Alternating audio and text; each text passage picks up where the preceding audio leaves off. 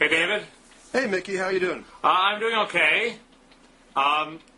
So I noticed that both news weeklies have the Cheney quail hunting incident on the cover.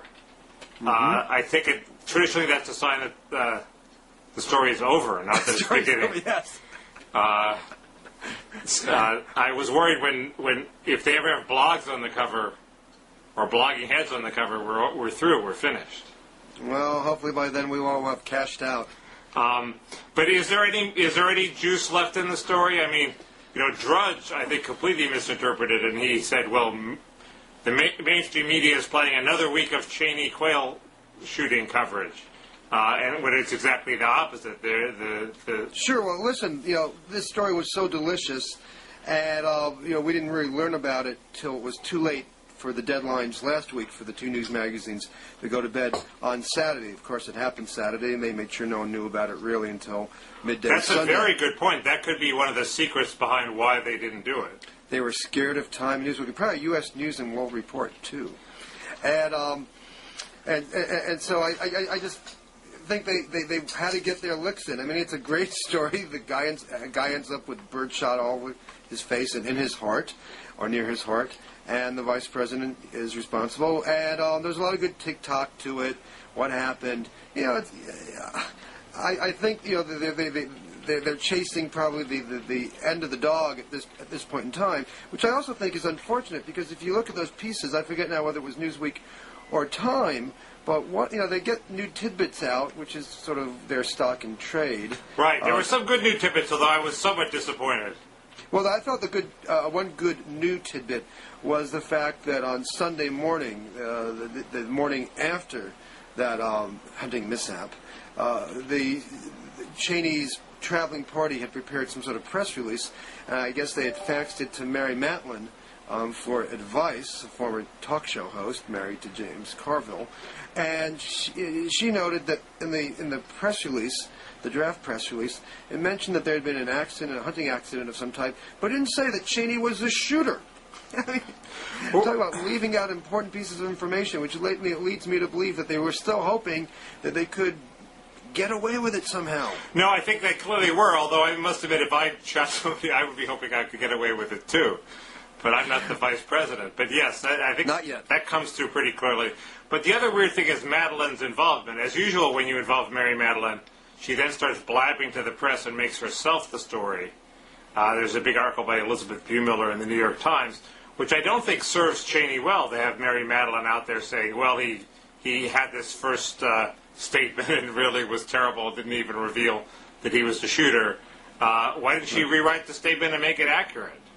And get it out right away? And get it out right away and keep her name out of the papers as the savior, the woman who saved the day. I mean, I don't understand, the whole consulting business to begin with, which is basically people come in and they tell you what any reasonable sentient person would tell you, but until that point, you're floundering.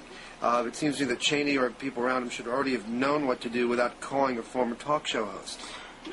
I agree, but one person who doesn't understand Madeline's role is President Bush. The current President Bush doesn't like Madeline. You notice she's not in the administration anymore. She did not get Karen Hughes' job. I have it on pretty good authority that he does not like the way she puts herself in every story, and she talks too much to suspect people like Maureen Dowd. Although I got to tell you, she was very close to the Bush campaign. I remember when I used to co-host Crossfire, which I did occasionally filling in for Bill Press when the show was on the air, and sometimes I'd be up against Mary as the other host, and it was no secret that she was on the phone all day with the Bush campaign, not all day, but quite a few times during the day, checking in with them, talking points, figuring out what the best line was. So she was seen as one of their bigger advocates in media, at least cable media at the time, but one can understand that she is a celebrity of her own. How many other vice presidential aides have done American Express commercials? Maybe Scooter Libby will find such work in the future, but he's not there yet. It is weird. I find her very appealing, but her as a friend of mine said, she's married to James Carville, and their credentials are that for George Bush Sr., she ran the worst presidential campaign in history, and he's the guy who beat the worst presidential campaign in history. So it's not clear that this should vault them to the top ranks of American politics. The one thing I suspected with the Cheney shooting that doesn't seem to be the case, I suspected that Whittington wasn't really his close friend.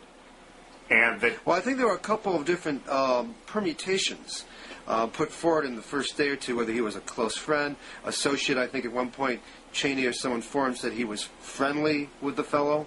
So that went through several changes as well. I mean, but my initial instinct was, well, Cheney he said it wasn't friendly with him, and he sort of ignored him and didn't realize he was there. And that made it sort of look worse because, it was sort of a rank thing that he was a lesser person, so Cheney ignored him. But well, at least he didn't shoot the dame who was traveling with them. Come on.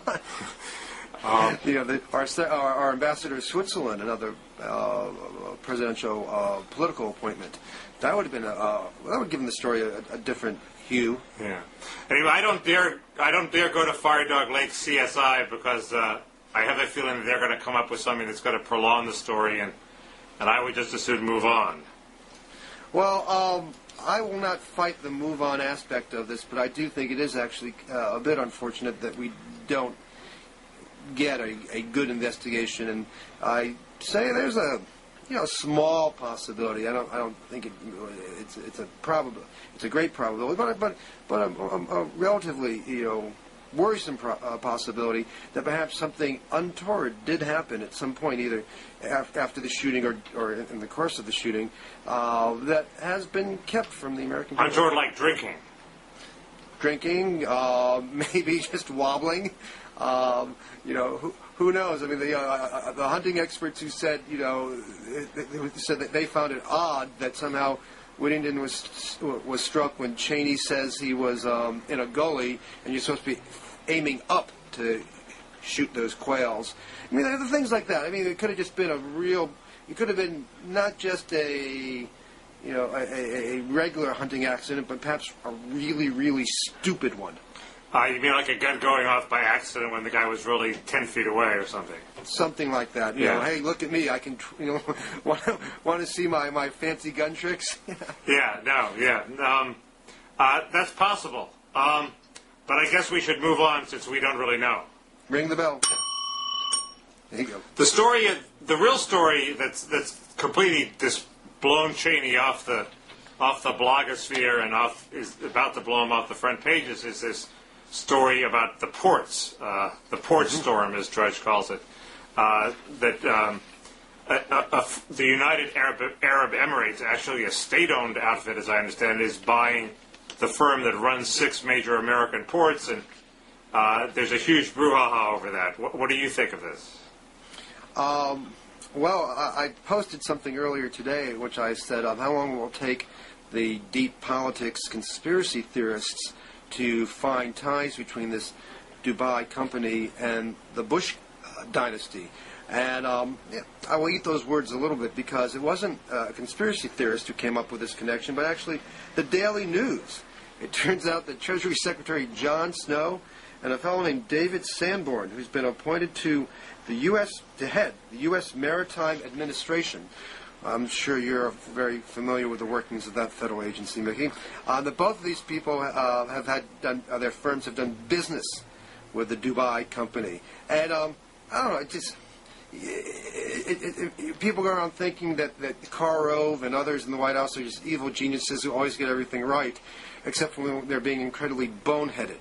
And it seems to me, substance aside, to turn over the management of ports, which also means the security of the ports, to a company that's state-owned by the United Arab Emirates, it's just not smart politically. And you're just asking for trouble and for investigations. I'm not sure how far this will go on Capitol Hill, but just imagine. I always just do the flip test. Imagine if Bill Clinton had done this. What the Republicans in Congress and Rush Limbaugh and all the others would be saying. It'd be worse than what he did with the Chinese, in which he actually handed them our top secret missile plans in return for campaign cash. Well, sure, and it gives every Democrat a cheap shot at getting to Bush's right on an issue in which the public will support them, and it gives all sorts of right-wingers like Frank Gaffney a chance to get in there. And this morning I had thought that clearly this deal is doomed, and the only issue is, can Bush come up with a face-saving way to get out of it that doesn't annoy the entire Arab world by seeming to hold all Arabs as people we can't do business with. But he came out apparently with a very strong statement in support of it today, and I don't understand that. It seems like a total loser for him.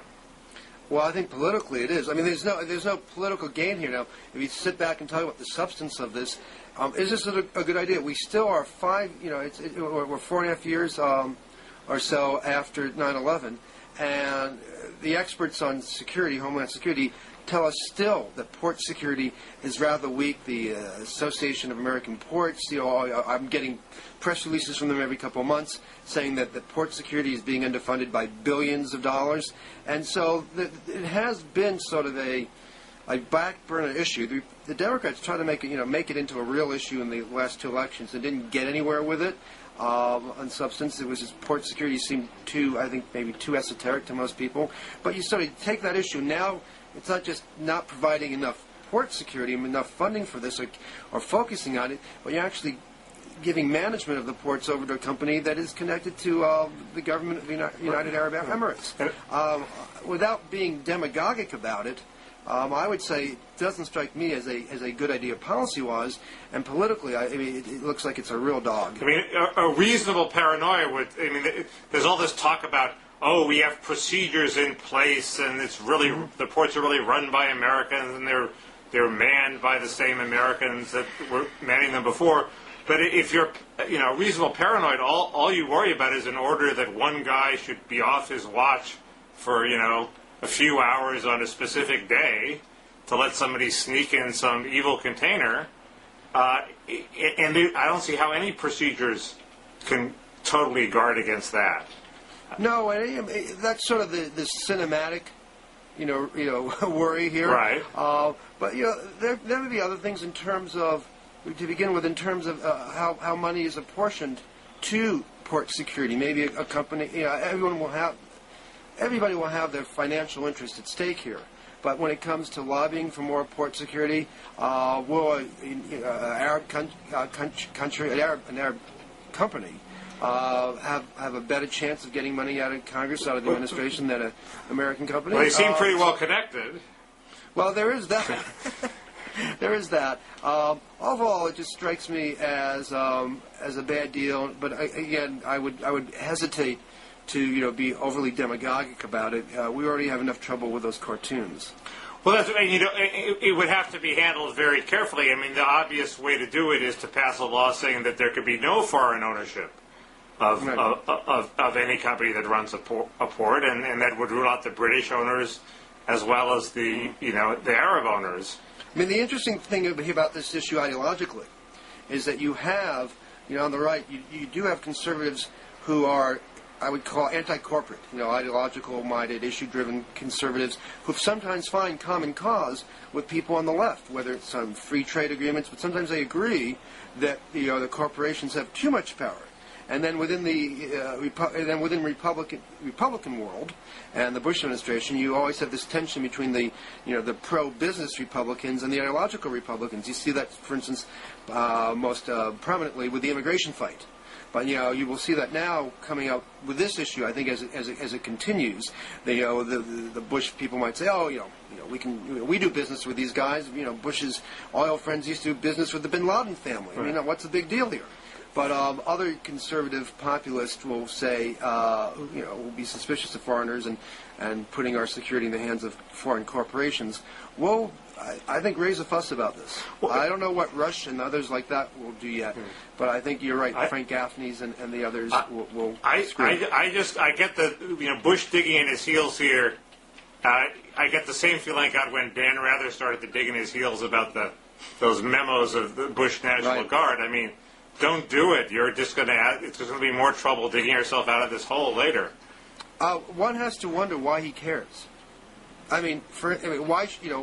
why care in the sense that, you dig in your heels? Why not just say, hey, that's a good argument some people are making. I might take a look at that. Every now and then, why not investigate it or, delay it for a month? Every now and then he gets these fits of doing right by the Arab world and not discriminating and not annoying them. And maybe this is just one of those fits. But, I mean, his whole hold on the presidency is security, is homeland security. And so we haven't been attacked.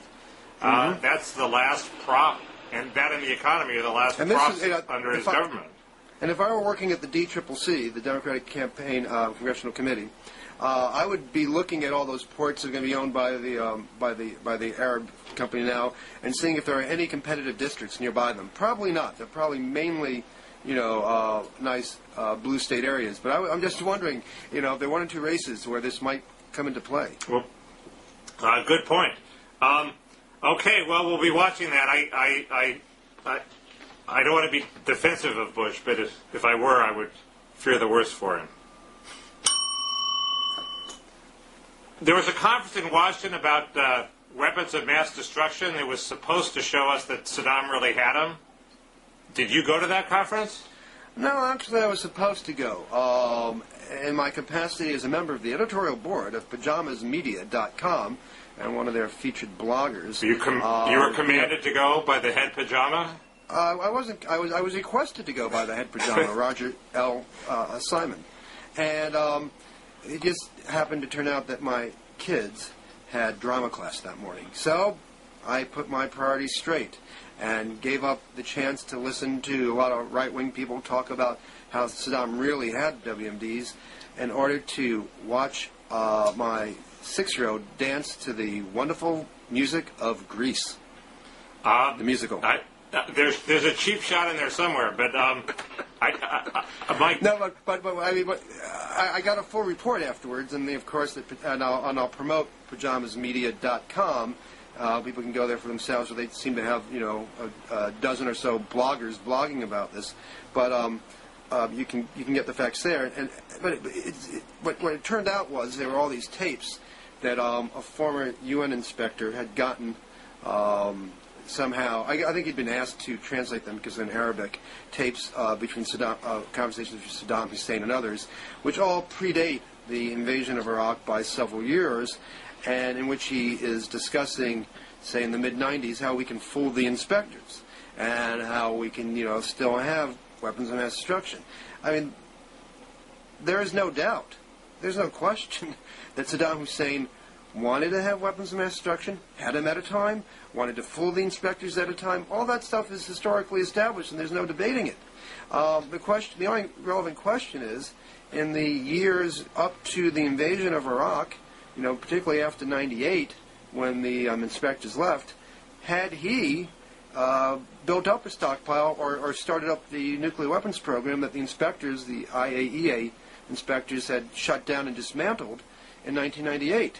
And so whatever he was saying about fooling inspectors or having wishes for WMD programs, in the mid-'90s, is really rather irrelevant to what the president told us, the American public and the world, before the invasion of Iraq, which is that there was no doubt, that we have no doubt that he's pursuing weapons of mass destruction, had stockpiles, and was actively seeking nuclear weapons.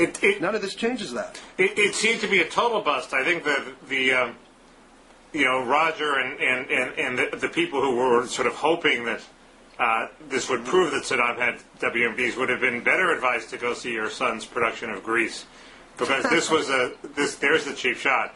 But this was really a bust, a setback. I mean, Byron York has a piece in the National Review about this guy Tierney, about how his religiosity sort of overwhelms any credibility. He says God has directed him to the WMD stashes. Mm-hmm. Yet this tape do not show that Saddam had WMDs. There actually I'm open to the idea that he did, and then he moved them to Syria. But this had these tapes didn't show any evidence of that. Let me tell you why you should close your mind to that. Okay. And that is, if you talk to David Kay and Charles Dofer, the two inspectors who ran the search for weapons of mass destruction after the initial wave, I can't say after the war since the war is still ongoing.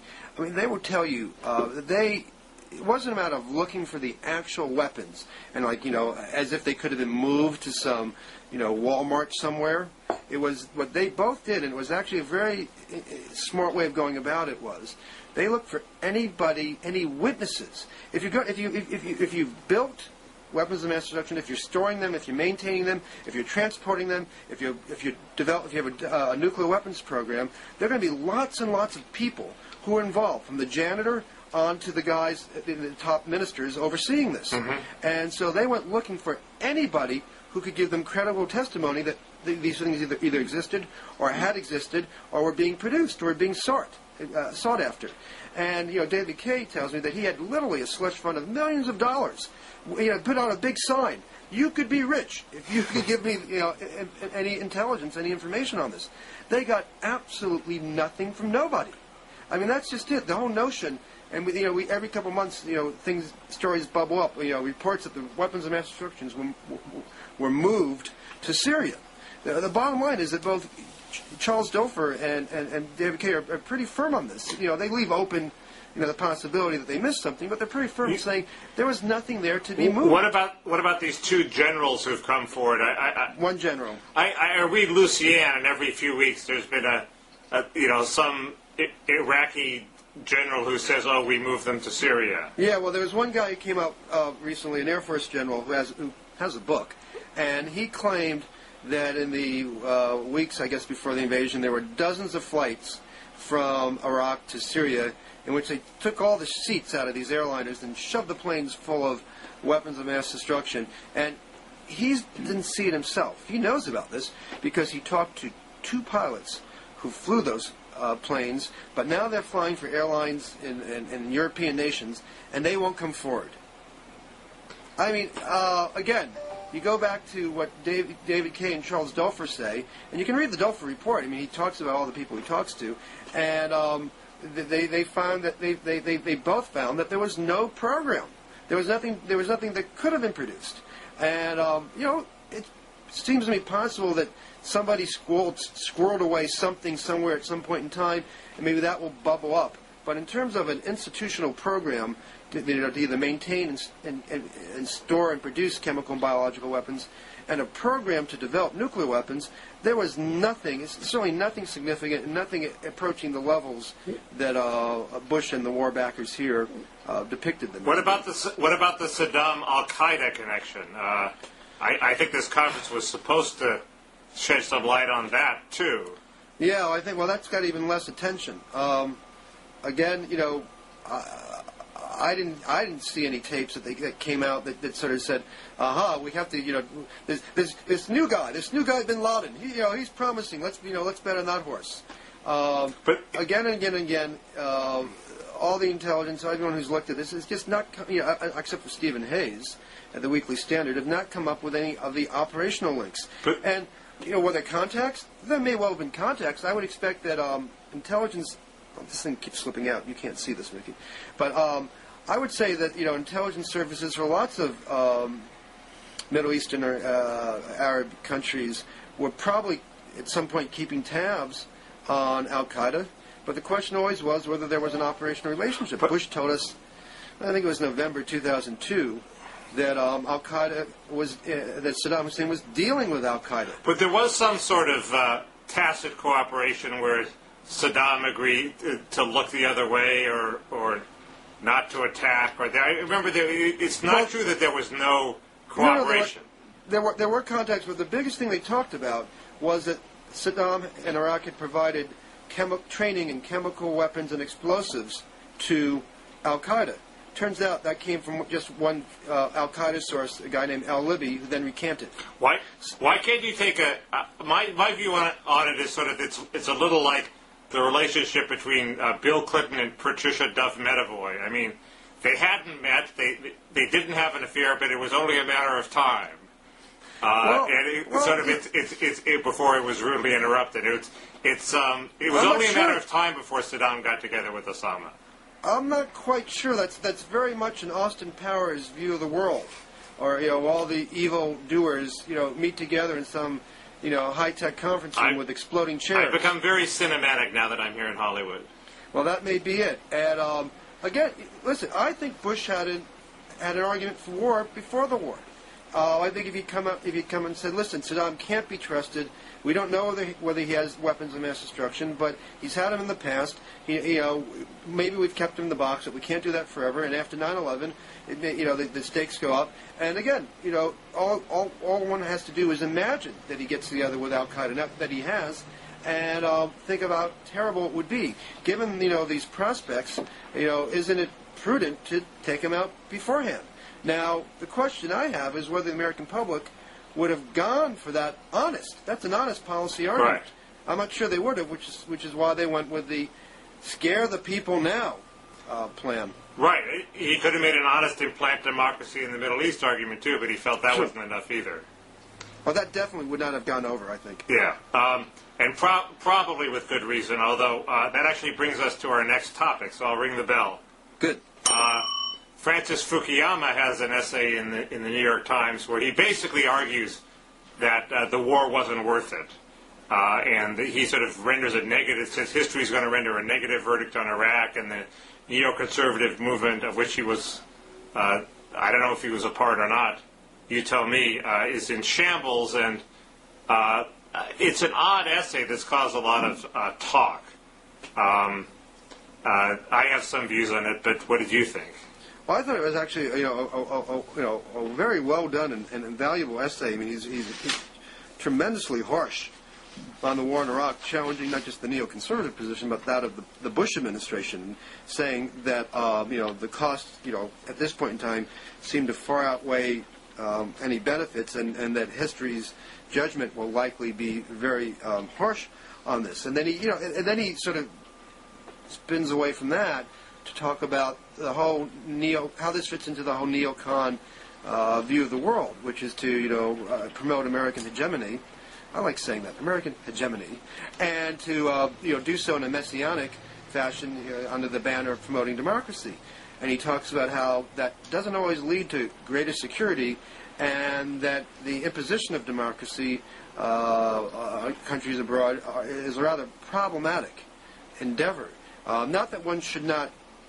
He's not saying that we should be cynical and completely realpolitik and not try to encourage democracy where we can, but not to sort of be blunderbusses about it, and not to make it, and not to do it in sort of a black and white comic book style, which is, I think, how Bush has been approaching this, and weirdly, in a way, the neocons as well, given the fact that they are intellectuals, and intellectuals often seem to be engaged by the nuances and the wrinkles of policies, and not always motivated by such bold strokes. It's I thought a very convincing and well done piece. But there was one thing that he left out that I felt compelled to blog about, and that is while he is very, I'm going to call this up here, while he was very down on the neocons and says he no longer can support them, he left out an interesting fact, which is that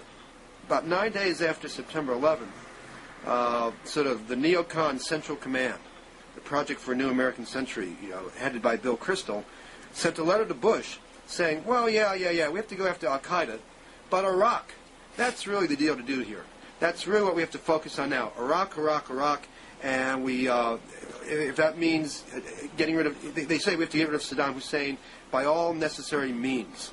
That letter was signed by Bill Kristol, let me see who else here, calling it up. Bill Kristol, Robert Kagan, Clifford Maid, Gene Kirkpatrick, Richard Pearl, Marty Peretz, Norman Bud-Hartz, Charles Krauthammer, Leon Wieseltier, Mitch Decter, Frank Gaffney, and a host of other neoconservatives and conservatives, including Francis Fukuyama. Leon signed it? I'm shocked.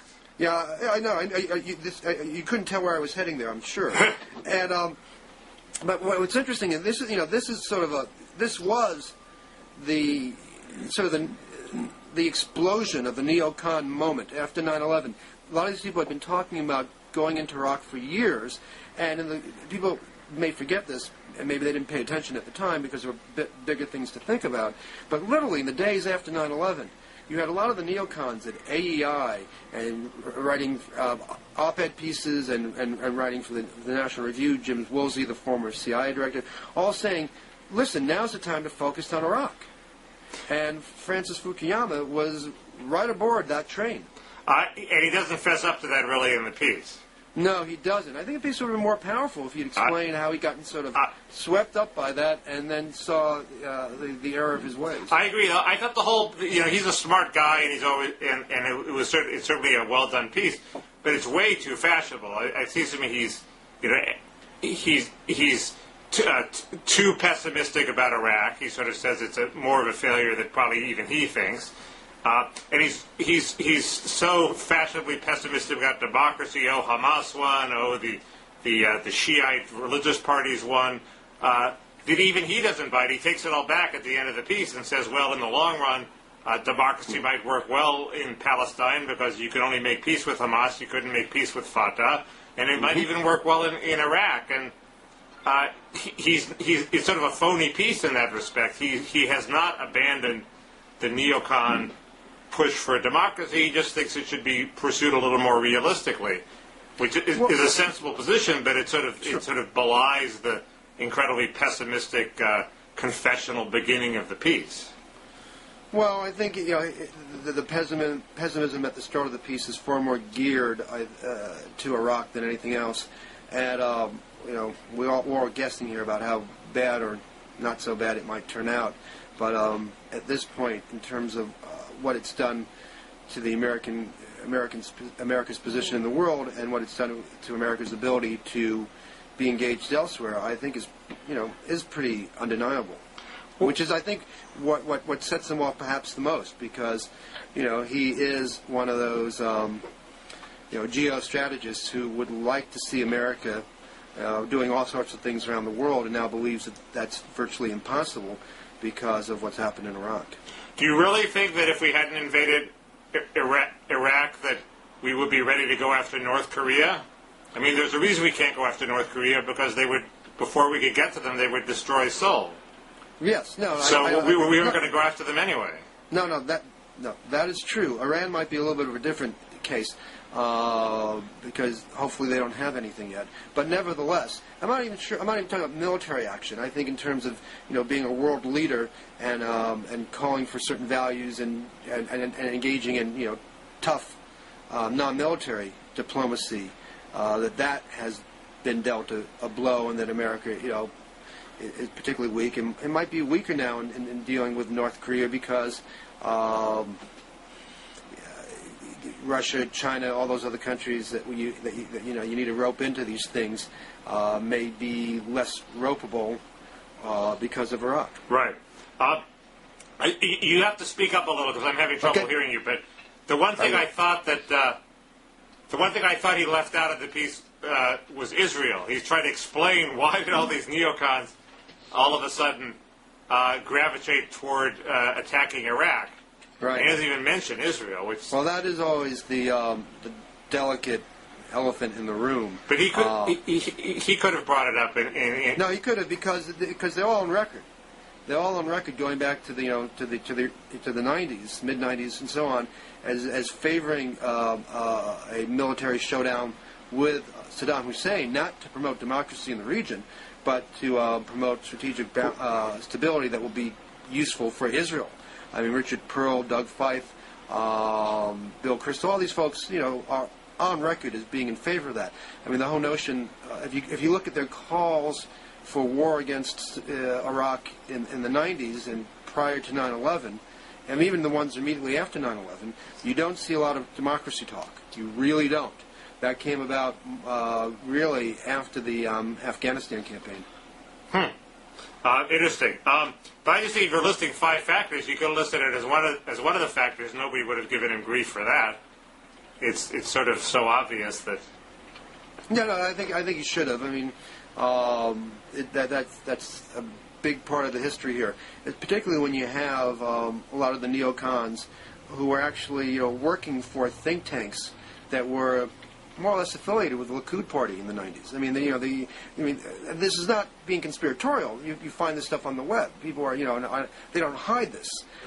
Richard Pearl and Doug Feith and guy named David Wormser and others, writing a big strategic paper for what they hoped the Likud Party foreign policy would be in the 90s, which focused on, one of the things it focused on was confronting Saddam. So it's not a conspiracy. It's really out there, and Francis must know this history. Yeah, and if he's not talking about, you don't even have to talk about explicit ties. He's talking about what are the possible subtle psychological motives that might have led these people into error. And he's saying, well, we were led astray by the fact that the victory over communism was so much easier, was sort of a fluke. We thought the next victories would be easy too. And another subconscious motivation that might be at play is that all these people care deeply about Israel. It's nothing sinister about it, but it's obviously something that has a lot of explanatory power. Well, you go back to, remember what Pat Buchanan said about the Amen Choir in the 91 Persian Gulf War. There's, I think, a tremendous sensitivity here. That people are worried that, that pro-loving, pro-Israel, Israel-loving American Jews get a hold of foreign policy and then use it more to Israel's advantage than to that of the American GIs who are being sacrificed overseas. Right, but people are oversensitive about raising the topic. People, I've raised the topic, and people have attacked me, and Kinsley's raised the topic, and they back down because they know it's true. Yeah, well, I think so, and I'm not disagreeing with you here. Yeah. But it comes within this, this very overly delicate, context. It does help if you're Jewish and you raise the topic, I guess. I don't know, maybe not. Some have said that, not me. Okay, on to the life kicker. Dana Milbank. Yes. Was dressed down by the Washington Post ombudsman for appearing on Keith Olbermann's show dressed in hunting gear as a sort of a joke about the Cheney quail incident. And I am completely against the use of cheap props by otherwise dignified commentators in an attempt to make compelling images, and the Moose here agrees too. Give me that question one more time because I lost you at the very end. Oh, it just the Moose and I were objecting to the use of cheap props, and I was wondering whether you thought Milbank overstepped the bounds or not. Well, I had advocated that the Democratic members of the Senate here in Washington should all come to the next session wearing orange hunting vests. After all, Dick Cheney is the president of the Senate. But then I take journalists more seriously, I think, than Democratic senators. Tactically, I think it was a mistake for Dana to do that because he's in this odd position at the Post where he writes this, this sketchbook type of column, which he mixes, he calls it observational judgment. Some people might call it opinions, and it always gets, one side or the other, mainly conservatives. Sometimes he pisses off liberals, upset, and they say, he's not really being a reporter. He's not being, what is his column doing in the news pages? I remember, one of my favorite columnists of all time was Mary McGrory, who wrote for the Post, and she would write opinionated reporting pieces that they would put in boxes, sometimes on page 2, page 3, and then they eventually moved her to the op-ed page. But it really wasn't. But she wasn't a columnist. She was really a reporter. I mean, I trip over hearings all the time, and that's what I like about Dana's work. Is that he does go out there and he observes and he sees things, and so he's not really, a typical thumb-sucking columnist or blogger. Right. No offense to either one of us. Right. I agree with that. And so, but because a lot of people don't see the distinction here, and I think the Post would be well advised to do something very simple and just put a little box around his columns, to separate them a little bit from the news stories that they're next to. They'd be fine, but I think because of that position he's in, going on Keith Olbermann's show and yucking it up too much with props is probably not the wisest thing to do. And I say that because I do think I'd like to see his column remain in the Post, in more or less in the capacity it's in at the moment. He's very talented. He's a very good reporter and very substantive guy. I think he's become a little unhinged with anti-Bush sort of disdain perhaps justified over the past few years. Maybe it's because I don't share it that it's bothered me that much. But, all the other guys who are reporting on Bush, half of them hate Bush, too. Right, and they repress until you get situations like the vice president shoots a guy in the face. So you're going to put boxes around them, too? No. But I do think there's a difference. You've been a journalist as long as I have, probably a few years more. But you recognize there's a difference between going to, White House press conferences, taking dictation. This is what the president says. This is what the Democrats say, and going to the, which is what ends up being most news stories or most reported pieces in broadcast journalism, or going to a news conference and Ari Fleischer says, here are like my 5 explanations, and then you go and you just knock them out of the park, one after the other, and say, this doesn't make sense, this doesn't make sense, this doesn't make sense. And now, is that showing a hatred or a bias? I don't know, but I do think that the former can be done, to a fair degree, separated from what one feels about the subject matter. The latter might be more motivated by one's own reactions.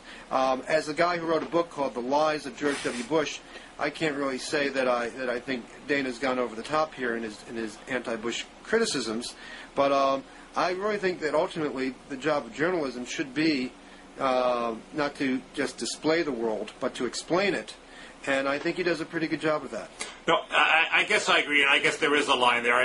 Maureen Dowd's front page story sort of helped blur the line during the Clinton era. She was very effectively pointedly anti-Clinton in a couple of places, but I guess she did stay on one side of the line. So, but I agree that the most valuable journalism is often on the other side of the line. There are guys like, there's a guy named Michael Hiltzik who writes for the LA Times who previously had been an objective reporter on a bunch of important stories, and now he has a blog, and it turns out he's a flaming, liberal maniac. And he was the guy who was only a few years ago was allegedly the neutral reporter. Obviously, he's the same guy. So there's a certain... listen, there's no such thing as a neutral reporter in terms of what they think about things. Everybody anyone who cares enough to be a reporter and not go to law school or become an investment banker or something that may be even more remunerative, anyone who chooses a path of that course cares about public policy to some degree, cares about politics. They have ideas, they have opinions, and